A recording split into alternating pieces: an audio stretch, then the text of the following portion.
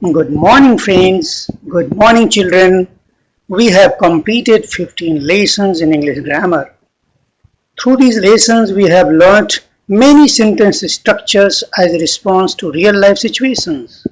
We have put these structures for many wonderful uses in writing and speaking. Now it's time for us to widen the horizon of our skill, to go a step further. I mean to say that let us use grammar for reading section as well.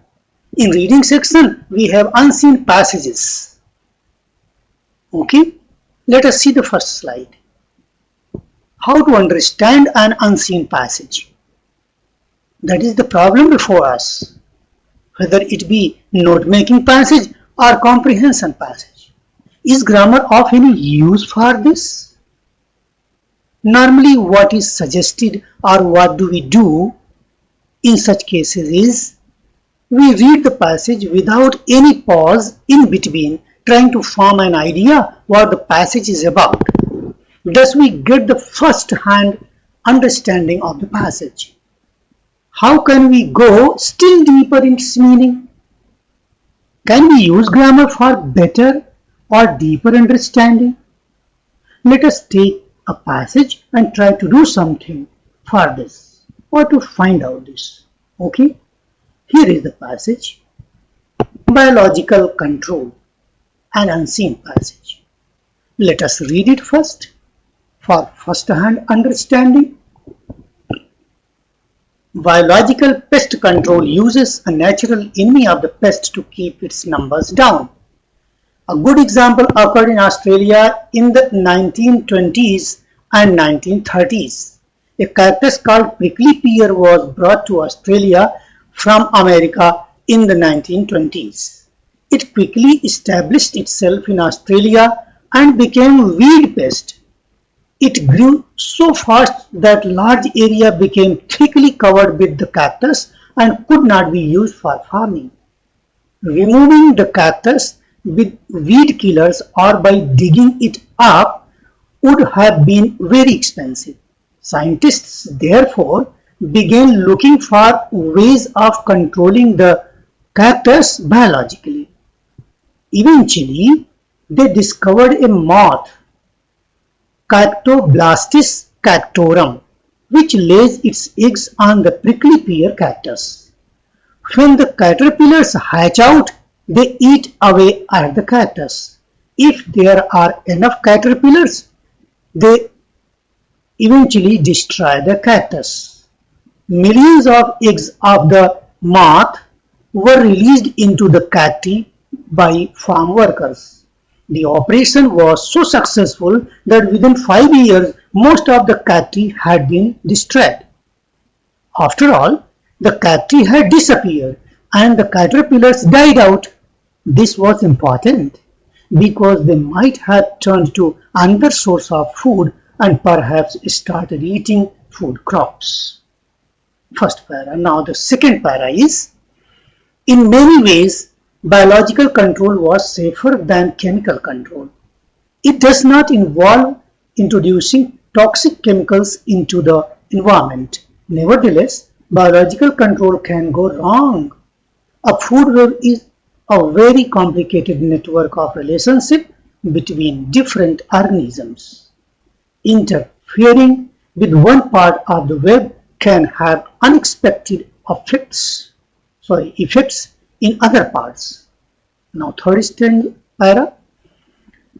The house sparrow was deliberately introduced into New York from Britain in the hope that it would eat caterpillars that were damaging elm trees in public parks.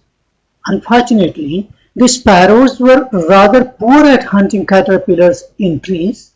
Instead, they looked for food elsewhere and soon spread to agricultural land outside New York.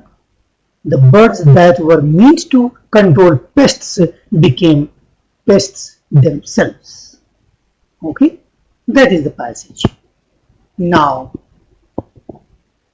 here are the tips to analyze and understand the passage better. First step we have seen.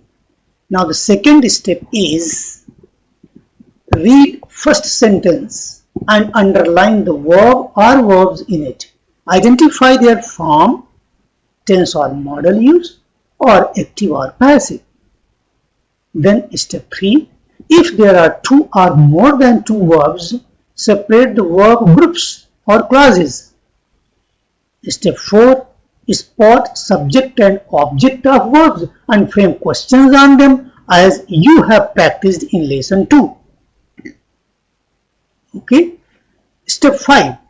Spot verb modifiers in terms of time, place, purpose, cause, result, if any, and frame questions on them as you have practiced in lesson 2 again. Then step 6.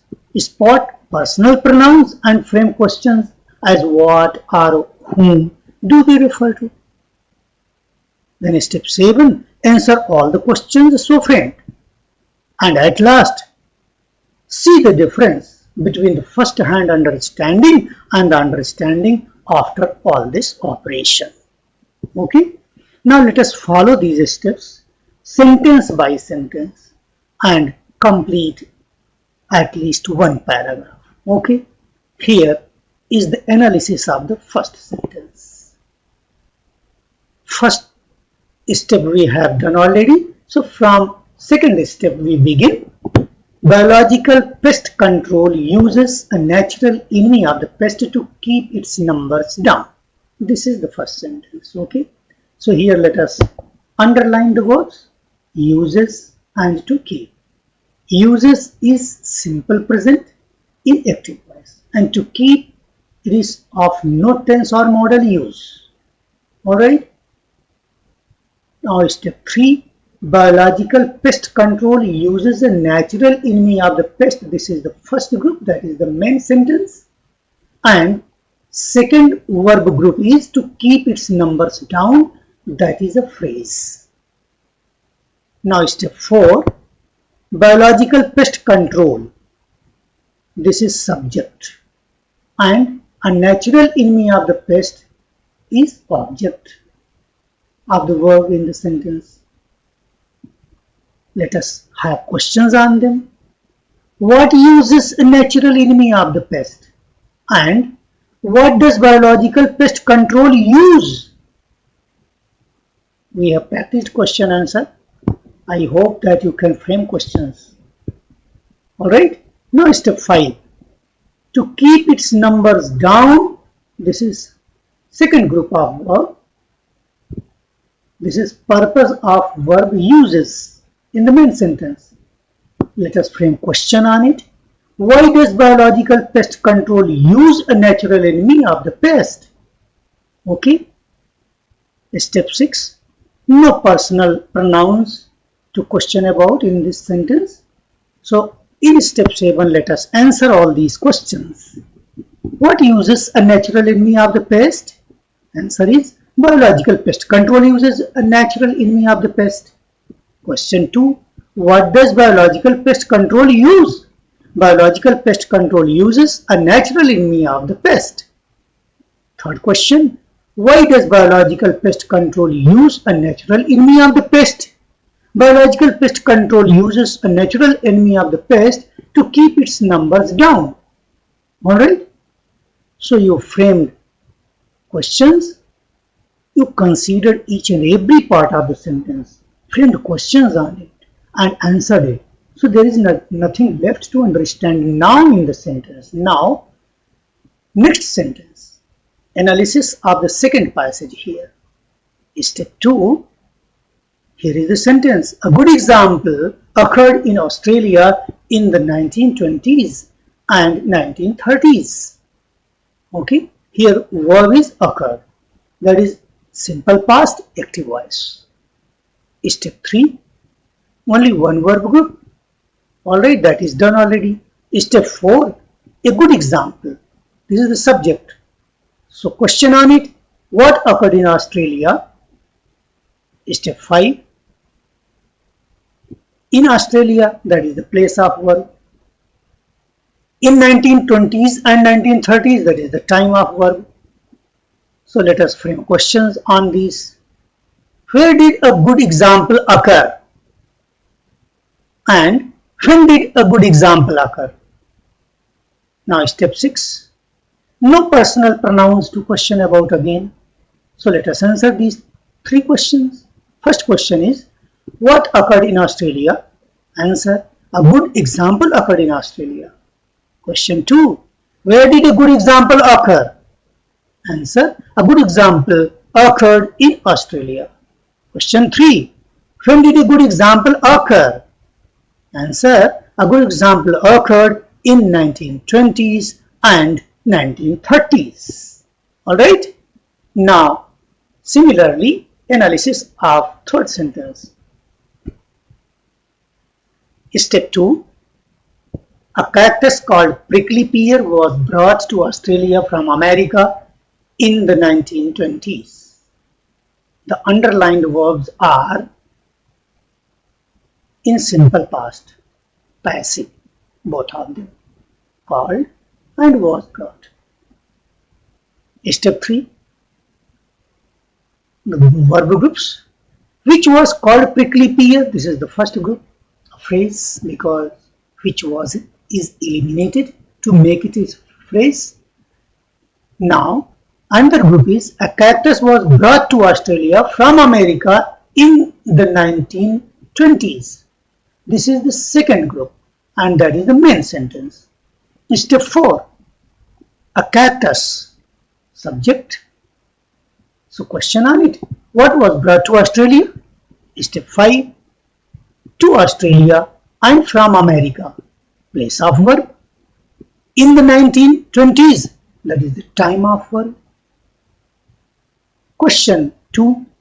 Where was a cactus brought to? Question 3. Where was a cactus brought to Australia from? Question 4. When was a cactus brought to Australia? Step 6 now. No personal pronouns to question about again. Now let us answer these questions in step 7. Question 1. What was brought to Australia? A cactus was brought to Australia. Question 2. Where was a cactus brought to? It was brought to Australia. Okay. Now third question. Where was it brought to Australia from? It was brought to Australia from America. Question 4. When was it brought to Australia? Answer. It was brought to Australia in 1920s. Okay. Now, analysis of fourth sentence. Step 2. It quickly established itself in Australia and became a weed pest. The underlined verbs are in simple past, active. Step 3. It quickly established itself in Australia. This is the first group. And it is eliminated because of repetition, a weed pest, second group. Okay. So step 4. It subject of established and weed pest object of became. So questions on them.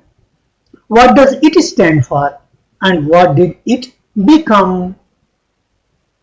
Step 5. Quickly, mode of verb established and in Australia place of verb. So questions on them. How did it establish itself? And question 4. Where did it establish itself? In step 6, personal pronouns it and itself, but questions are already framed on them. So let us answer these questions. In step 7, question 1. What does it stand for? It stands for cactus prickly pear. Second question. What did it become? It became a weed pest. Question 3. How did it establish itself? It established itself quickly. Question number 4. Where did it establish itself? It established itself in Australia. Okay. Now, in this way, if we go on analyzing the rest of the sentences in this paragraph, We'll have the following questions to answer. Okay, questions I have given. Now you have to answer all these questions. Then you will have the complete understanding of this paragraph.